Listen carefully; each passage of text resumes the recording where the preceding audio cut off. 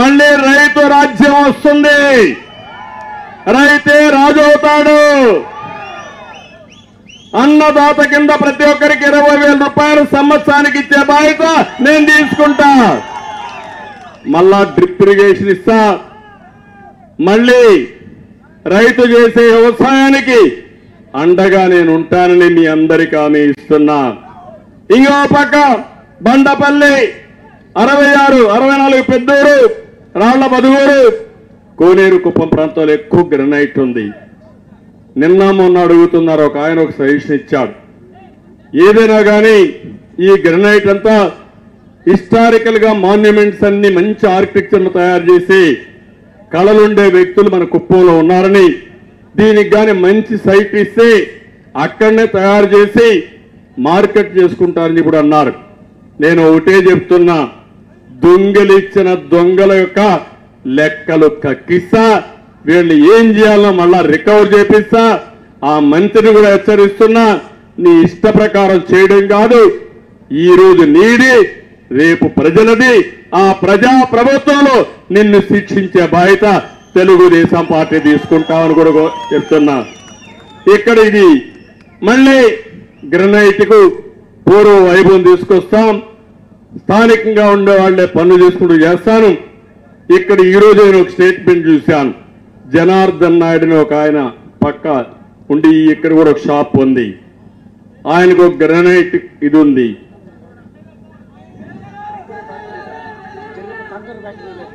కంకర్ factory కూడా ఉంది. ఆయన చూస్తే ఆయన ఒక స్టేట్మెంట్ ఇచ్చాడు, బెదిరించి పక్కనుండే పలమనేరు ఎమ్మెల్యే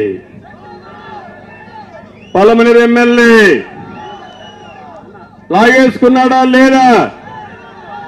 లాగేసుకుని ఇక్కడే ఉన్నాడు. ఈయన వద్దులా ఆయన చూడండి మీరు. ఆయన బాధ నేను చెప్పుకుంటే పేపర్లో చూశా నేను. ఏం తమ్ముడు, ఆయన ఆస్తి కొట్టేయడం తప్ప రైటా? ఒప్పుకుంటారా మీరు? రేపు మీ ఆస్తి కూడా మరి కొట్టేసి ఏమవుతారు మీరు? కడాన కొట్టేసి వాళ్లే చేసుకుని కరెంటు బిల్లుని పంపించారు. గొప్పవాళ్ళే కదా తమ్ముడు.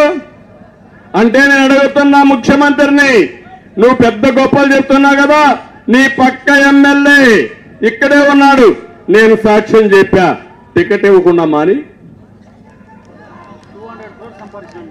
200 కోట్లు సంపాదించాడు ఈ గ్రెనైట్ లాగేసుకుని.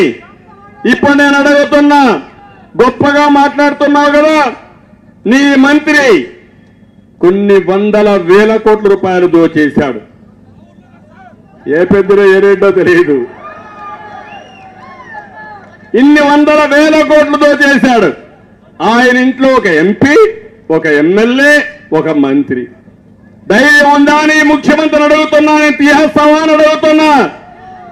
గట్టిగా చెప్పండి, తీసేయాలా లేదా? చప్పట్లు కూడా చెప్పండి తీసేయాలంటే. అంటే నీ భాగస్వాములకు మాత్రం, నీ వాటా అంటే కమిషన్ ఏజెంట్లకు మాత్రం ఏమి చేయవు. పేదలు పరుస్తావు. నేను అడుగుతున్నా, ఈరోజు ఎమ్మెల్యేలు చెడిపోయారంటే, ప్రజా దోహులుగా మారారంటే, ప్రజల్ని దోచుకున్నారంటే దానికి కారణం ఎవరు? కారణం ఎవరు? కారణం ఎవరు? మారాలి రాష్ట్రంలో ఎవరు మారాలి? పైకోపోవాలి. ఏంటి టెన్షన్? నాకు అనిపిస్తుంది, నిన్న చూశాను సాక్షి విలేకరి, సాక్షాత్తు సాక్షి విలేకరులు హెచ్చర్లో ఎమ్మెల్యే కిరణ్ కుమార్ వేధిస్తున్నాడని ఆత్మహత్య చేసుకుని చనిపోయాడు. ఎవరో కాదు, సాక్షి విలేకరే. ఇంకో పక్క కాళహస్తి ఎమ్మెల్యే పిఏ, ఆ పిఏ ఆత్మహత్య చేసుకున్నాడని చెప్తున్నారు కానీ ఆత్మహత్య హత్య తెలియదు. వాటాలు కుదరనందువల్ల ఎక్స్పోజ్ అయిందని వల్ల మనిషి ఎగిరిపోయాడు. ఇంకో పక్క ఈరోజు ఇక్కడే చెప్పాను ఎమ్మెల్యే కథ. అంటే 1-2 కాదు, ఇలాంటివి చాలా ఎక్కువ జరిగే పరిస్థితి వచ్చింది. మన నియోజకవర్గంలో 500 మంది పైన అక్రమ కేసులు పెట్టారు. ఇక్కడే మన ఎమ్మెల్సీ శ్రీనివాసులు కూడా జైల్లో ఉండొచ్చారు తమ్ముళ్ళు. విశ్వనాథ నాయుడు అందరూ కూడా ఎక్కడెక్కడో అండర్ గ్రౌండ్కి వెళ్ళిపోయి మళ్ళా తిరిగి వచ్చారు. ఏంటి దౌర్భాగ్యం అవునా కాదా? రేపు నేను ముఖ్యమంత్రి అయిన తర్వాత వైఎస్ఆర్ కాంగ్రెస్ వాళ్ళు వదిలిపెట్టాలా అని అడుగుతున్నా. ఈ పరిస్థితి తెచ్చింది ఎవరు? సైకో అవునా కాదా? అంటే ఈ రాష్ట్రంలో బతకడానికి మనకు అర్హత లేదా? ఏంటి అహంకారం? ఏంటి దౌర్భాగ్యం? ఏంటి యొక్క నియంత పోకూడదని మిమ్మల్ని అడుగుతున్నా. ఏ వ్యక్తి అయినా ఎప్పుడైనా చేశారని అడుగుతున్నా. 45 ఏళ్లుగా ముఖ్యమంత్రిగా, 14 సంవత్సరాలు ముఖ్యమంత్రిగా ఉన్నాను, 45 ఏళ్ళు రాజకీయాల్లో ఉన్నాను. ఏ ముఖ్యమంత్రిని నేను చూడలేదు. ప్రతి ఒక్కరూ నిద్ర లేస్తే లేకుంటే పడుకుంటే నిద్ర లేని రాత్రులు గడుపుతున్నారు.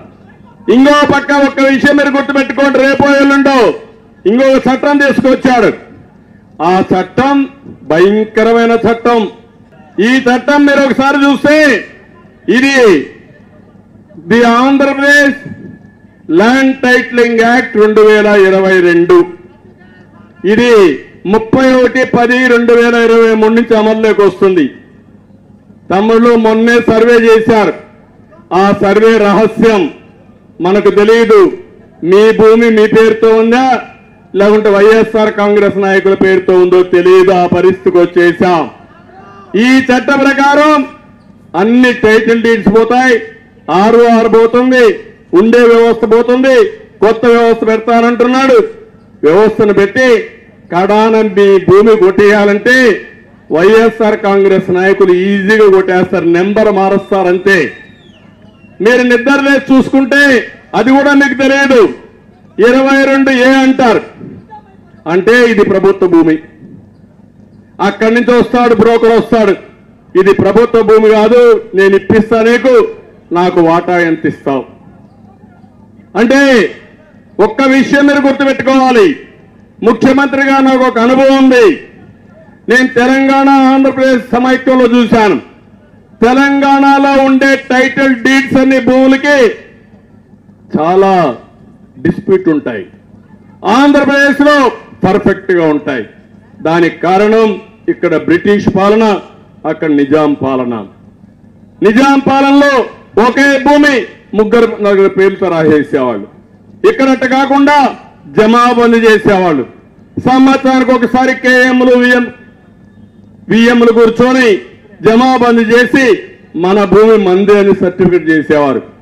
అది చూసిన తర్వాత ఎన్టీ రామారావు గారు ఆలోచించి నా భూమికి నేను శిస్తు కట్టడం ఏంటి, స్వతంత్ర భారతదేశంలో అవసరం లేదు, భూమి శిస్తు రద్దు చేస్తా, గ్రామాధికారులు రద్దు చేస్తా అని రద్దు చేసిన పార్టీ తెలుగుదేశం పార్టీ.